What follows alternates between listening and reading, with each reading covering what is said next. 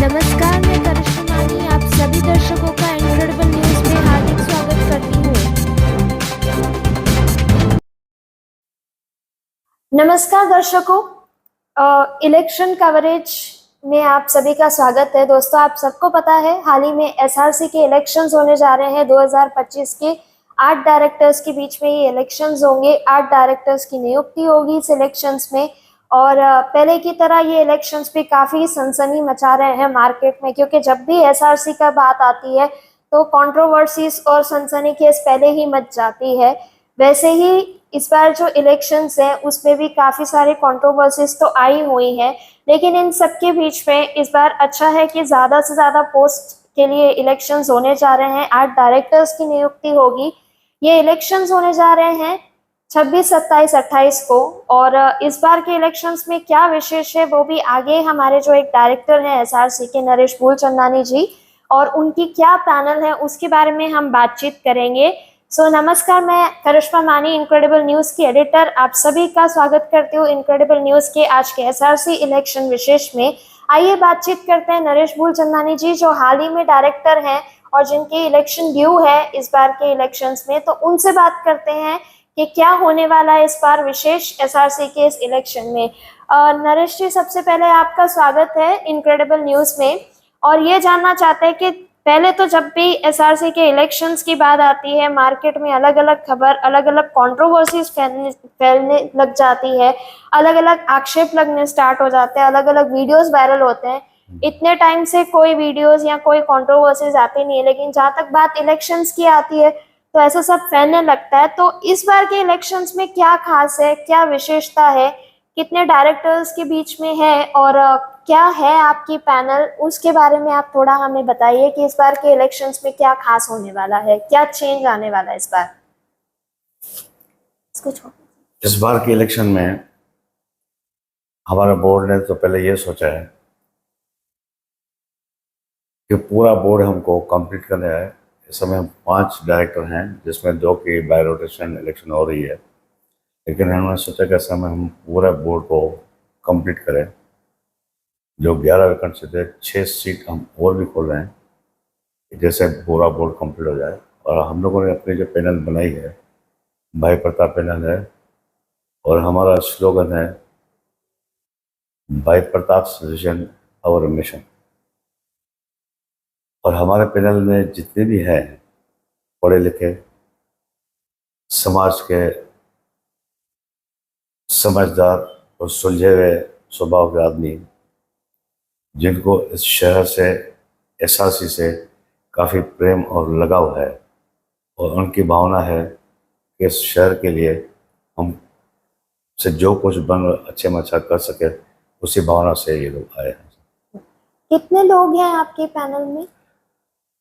हमारे पैनल में टोटल 8 आदमी हैं, उसमें मैं एक हूँ जो बाय रोटेशन हूँ। पैनल में मैं एज ए नरेश मूलचंदानी तो बाय रोटेशन आ ही रहा हूँ, और मेरे साथ इस समय पैनल में 7 जने और भी हैं।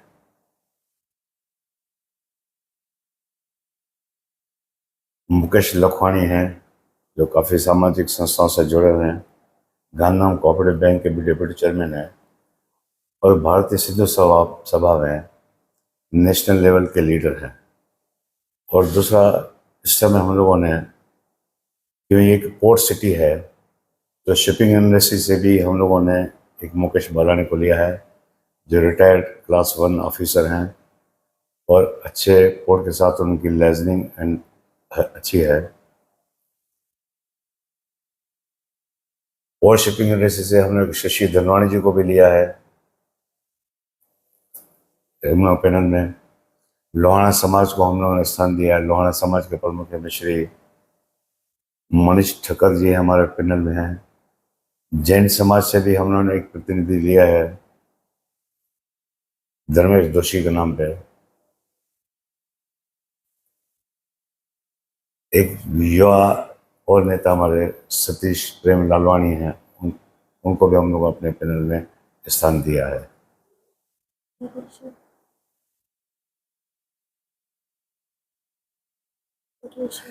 संजय जगेशाह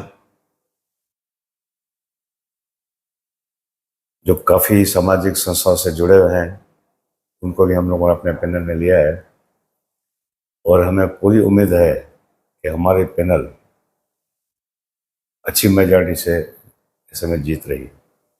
इसके अलावा जो आपके पैनल्स में लोग हाँ। हैं, काफी सारे हैं जो भी लोग, तो जो हाल ही में अभी थोड़ा टाइम पहले एक व्यापारियों का लीज का मुद्दा था, हाँ। जो अभी भी एक स्थगित मोड़ पे है, यानी सस्पेंड हुई है लीज, वो मुद्दे से भी व्यापारियों में काफी मतलब थोड़ा सा गुस्सा था, थोड़ा सा रोष था, और जब उनको ये राहत दी एसआरसी में तब थोड़ा जाके मैटर शांत हुआ।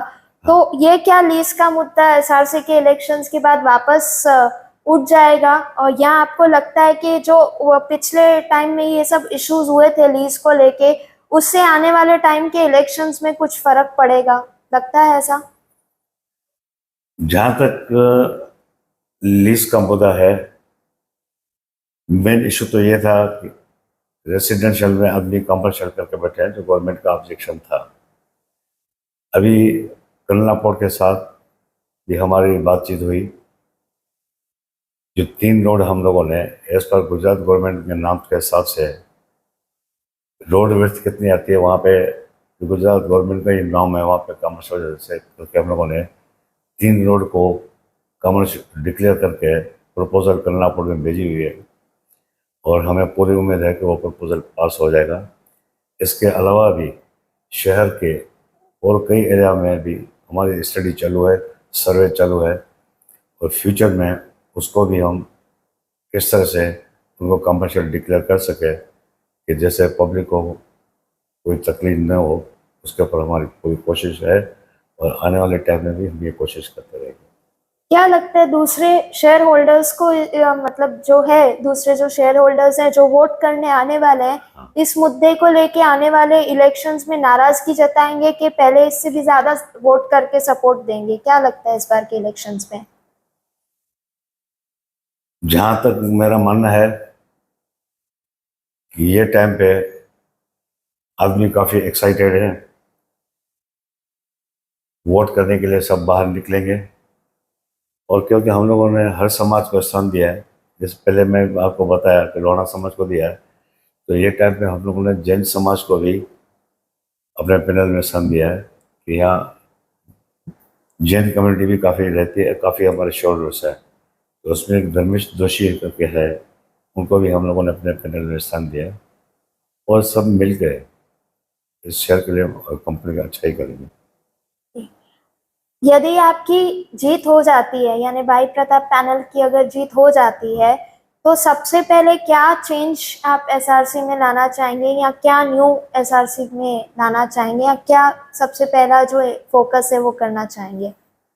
पहली बात जो जो आपने पूछा, अगर जीत के आएंगे तो मैं आपको बताऊं कि हम पूरे कॉन्फिडेंट हैं कि हम जीत के आ रहे हैं, हमारी पूरी पैनल जीत के आ रही है और उसके साथ हम बैठ के शेयरहोल्डर के साथ भी हम बैठ के उनके साथ भी मीटिंग करेंगे। जो अच्छा होगा, जो हमारे कानूनी दायरे में आता होगा, हम सब कुछ करेंगे। हाल ही में भाई प्रताप पैनल के हमने एक उम्मीदवार से बात की है और देख इनको पूरा कॉन्फिडेंस है, इनकी पैनल जीतती है। आने वाले वक्त में पता चलेगा कि जीत किसकी होती है, लेकिन फिलहाल election special coverage of SRC में हमारे साथ बने रहिए इनक्रेडिबल न्यूज़ में। धन्यवाद।